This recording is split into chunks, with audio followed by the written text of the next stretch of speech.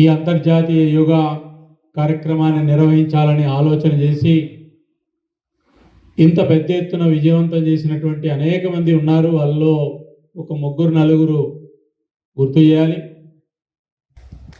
ఇంకా చాలామంది ఉన్నారు. ఇది సమయం కాదు కాబట్టి పేర్లను తీసుకోవట్లేదు. ఈరోజు అంతర్జాతీయ యోగా దినోత్సవం సందర్భంగా ప్రపంచానికి యోగాను పరిచయం చేసినటువంటి ఒక గొప్ప దేశం భారతదేశం.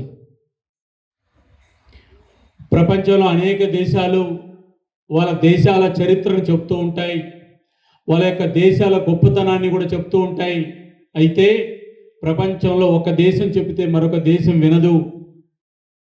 ప్రపంచ దేశాల్లో భారతదేశం చెప్తే ప్రపంచమంతా కూడా 2015లో భారతదేశంతో పాటు ఈ యోగాను నిర్వహించడానికి 193 ప్రపంచంలో ఐక్యరాజ్య సమితి దేశాలుంటే 192 ఐక్యరాజ్య సమితిలో ఉన్న దేశాలన్నీ కూడా ఈ యోగాను పాటించాయి. ఈ యొక్క యోగా యొక్క గొప్పతనాన్ని నేను గుర్తు చేస్తున్నా.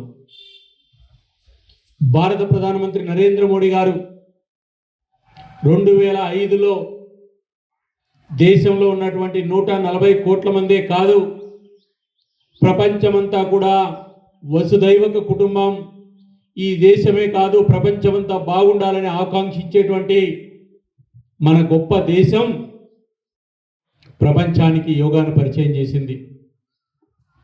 ఈరోజు 70 నుంచి 80 ఇస్లామిక్ దేశాలు యోగా అంటే ఒక తప్పుడు అభిప్రాయాన్ని కొంతమంది కల్పిస్తే, యోగా అనేటువంటిది మతాలకు, కులాలకు, ప్రాంతాలకు, దేశాలకు సంబంధించింది కాదు.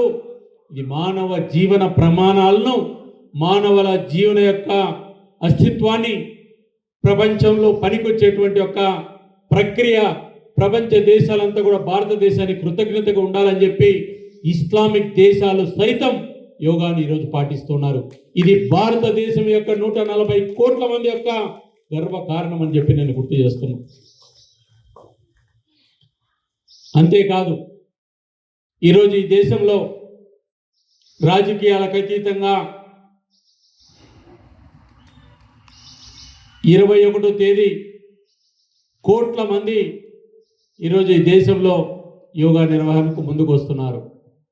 ఇంతేకాదు, అనేక పాఠశాలల్లో, కళాశాలల్లో యోగా నిర్వాహకులు అనేక మంది సేవలు చేస్తున్నారు. వారందరికీ కూడా మనస్ఫూర్తిగా అభినందన తెలియజేస్తున్నా. మనమందరం కూడా యోగా అంటే ఒక ఆరోగ్యానికి సంబంధించిన అంశం కాదు. యోగా పాటిస్తే వ్యక్తిగత క్రమశిక్షణ వస్తుంది, యోగా పాటిస్తే దేశభక్తి పెరుగుతుంది, యోగా పాటిస్తే కుటుంబానికి మనం ఆదర్శంగా ఉంటాం, యోగా పాటిస్తే సమాజానికి ఆదర్శంగా ఉంటాం, యోగా పాటిస్తే మనతో పాటు మన యొక్క సమాజానికి, ప్రకృతిని కూడా కాపాడిన వాళ్ళు అవుతాం.